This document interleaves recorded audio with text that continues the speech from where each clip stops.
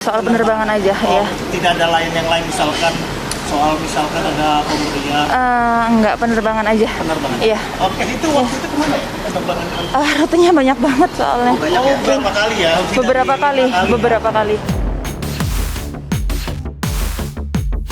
Sahabat Kompas.com, Komisi Pemberantasan Korupsi atau KPK tengah mendalami laporan Masyarakat Anti Korupsi Indonesia atau MAKI yang menyebutkan bahwa Lukas NMB kerap melakukan perjalanan menggunakan jet pribadi. KPK akhirnya memeriksa seorang saksi yakni pramugari PT RDG Airlines, Tamara Anggraini. RDG Airlines sendiri merupakan perusahaan yang bergerak di bidang penyewaan pesawat jet pribadi, penyewaan pesawat kargo, manajemen dan layanan pesawat, dan juga evakuasi medis menggunakan pesawat. Namun belum diketahui sejauh mana kaitan PT RDG Airlines dalam kasus yang melibatkan Lukas.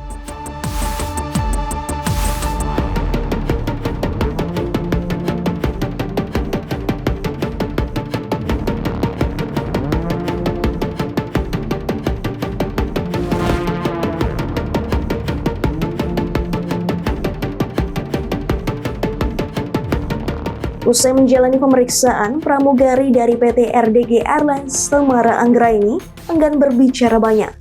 Ia hanya menyampaikan bahwa penyidik KPK hanya menanyakan soal penerbangan yang melibatkan Lukas NMB.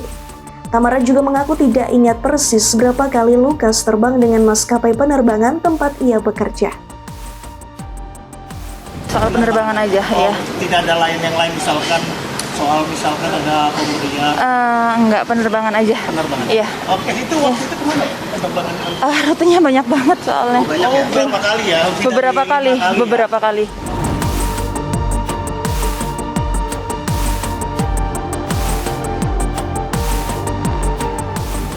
Hingga kini, kondisi kesehatan Lukas NMB disebut belum stabil.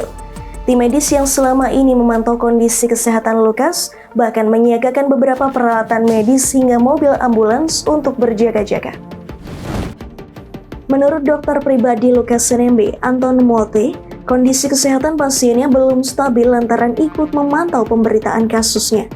Hal ini pun berdampak pada psikologis Lukas NMB dan akhirnya mempengaruhi tensi.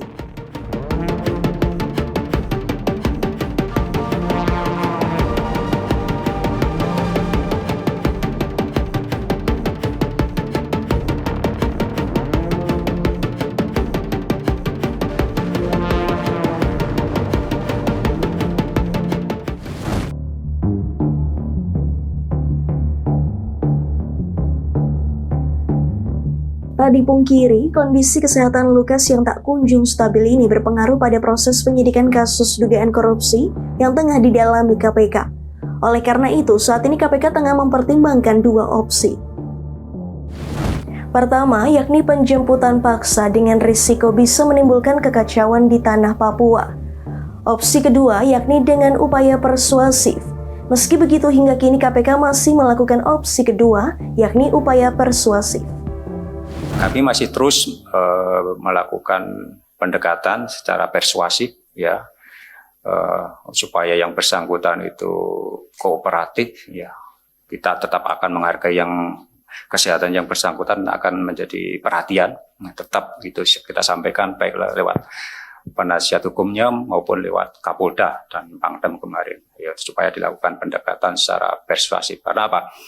Kami melihat ya, dan tentu kami juga harus melakukan kalkulasi tentang risiko yang mungkin timbul ya kalau misalnya nih ada pengambilan secara paksa.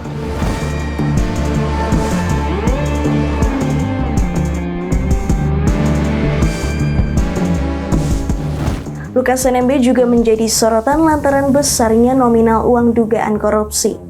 Dugaan korupsi yang melibatkan Lukas NMB totalnya bukan hanya 1 miliar rupiah.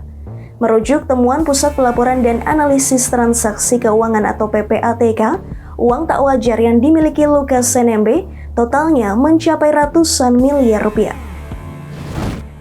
Sebenarnya, temuan PPATK ini telah dijelaskan kuasa hukum Lukas NMB Stefanus Roy Rening. Stefanus sempat menyebut bahwa kliennya itu memiliki sumber dana usaha dari tambang emas yang dipakai untuk kebutuhannya. Namun jawaban Stefanus itu lagi-lagi menuai tanda tanya lantaran berdasarkan pengecekan pada situs ESDM, Lukas NMB tidak memiliki tambang emas. Tidak ada izin apapun yang berkaitan dengan tambang emas ataupun tambang apapun di Mamit Tolikara. Artinya secara hukum itu tidak ada tambang. Nah, bagaimana itu diklaim sebagai sebuah penghasilan yang menjadikan Pak Lukas NMB kaya raya? Tambangnya aja secara hukum tidak ada. Apalagi kalau katanya masih diurus dokumennya, itu berarti tidak menghasilkan apapun selama ini atau belum menghasilkan serupiah pun. Jadi kalau toh Pak Lukas NMB kaya raya itu dapat dipastikan secara hukum asalnya bukan dari tambang emas di kampungnya atau di Tolikara. Demikian news update, simak informasi terupdate lainnya hanya di kompas.com, Jernih Melihat Dunia.